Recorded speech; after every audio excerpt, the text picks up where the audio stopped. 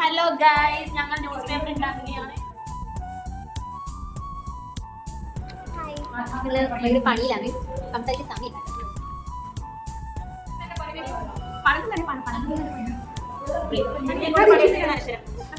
അമ്മയോട് കുറെ നേരമായി ചോദിച്ചിരുന്നു.